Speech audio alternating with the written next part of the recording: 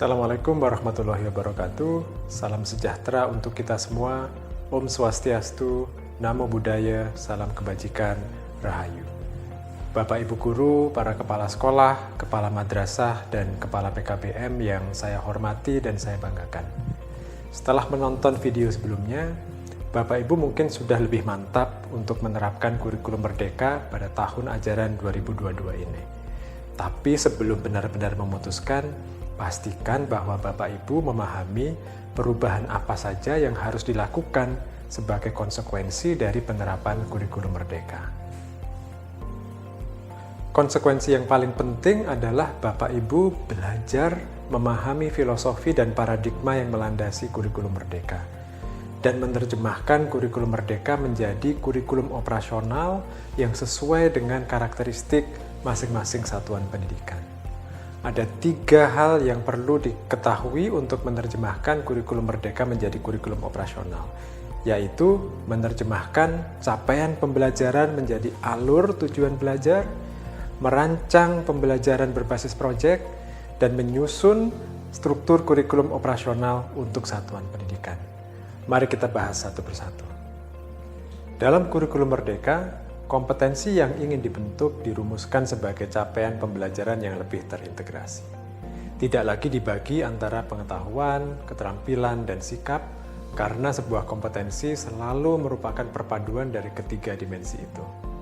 Selain itu, dalam kurikulum Merdeka, capaian pembelajaran tidak ditetapkan setiap tahun, melainkan setiap fase, yang itu bisa 1 tahun, 2 tahun, atau 3 tahun. Karena ditetapkan per fase, capaian pembelajaran harus diterjemahkan menjadi kompetensi-kompetensi yang lebih kecil yang bisa dicapai dalam periode waktu yang lebih singkat.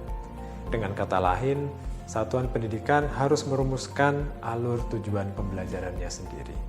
Selain menerjemahkan capaian pembelajaran menjadi alur tujuan belajar, satuan pendidikan juga harus merancang pembelajaran berbasis proyek. Struktur kurikulum Merdeka dibagi menjadi 2, yaitu intrakurikuler dan co-kurikuler. Bagian co-kurikuler inilah yang berisi pembelajaran berbasis proyek. Pembelajaran berbasis proyek ini sebenarnya tidak mengacu pada satu metode pembelajaran yang spesifik. Ini adalah istilah yang menggambarkan pembelajaran dengan beberapa ciri. Pertama, pembelajaran ini bersifat lintas mata pelajaran, sehingga mendorong murid untuk melihat keterkaitan antara materi dari satu pelajaran dengan pelajaran yang lainnya. Kedua, pembelajaran berbasis proyek bersifat aplikatif, bukan berbasis buku teks saja, tetapi dirancang untuk menyelesaikan problem, menjawab isu tertentu, atau membuat karya seperti karya seni, pertunjukan, atau produk yang bermakna. Dengan demikian, murid melihat bahwa ilmu pengetahuan bisa relevan bagi kehidupan mereka. Yang ketiga, pembelajaran berbasis proyek dilakukan dalam kelompok. Jadi ini bukan tugas individual. Ini memberi kesempatan belajar bagi murid untuk berkomunikasi, berkolaborasi, termasuk menyelesaikan perbedaan pendapat dan konflik. Murid juga menjadi lebih mandiri dalam mengelola proses belajarnya. Dan ini adalah modal yang sangat penting untuk menjadi pelajar sepanjang hayat. Catatan penting lain tentang pembelajaran berbasis proyek adalah proyek ini tidak harus menggunakan teknologi atau fasilitas yang canggih. Proyek yang paling baik justru yang sesuai dengan kondisi dan konteks lokal. Dalam kurikulum Merdeka, pembelajaran berbasis proyek diberi jam pelajaran tersendiri yang cukup banyak. Karena itu, satuan pendidikan harus merencanakannya secara terpadu. Selain membuat alur tujuan pembelajaran dan merancang pembelajaran berbasis proyek, satuan pendidikan juga perlu menyusun struktur kurikulum operasionalnya. Dalam kurikulum Merdeka, jam pelajaran tidak dikunci per minggu, melainkan ditentukan per tahun. Satuan pendidikan perlu memutuskan bagaimana membagi jam pelajaran ini di dalam kurikulum operasionalnya.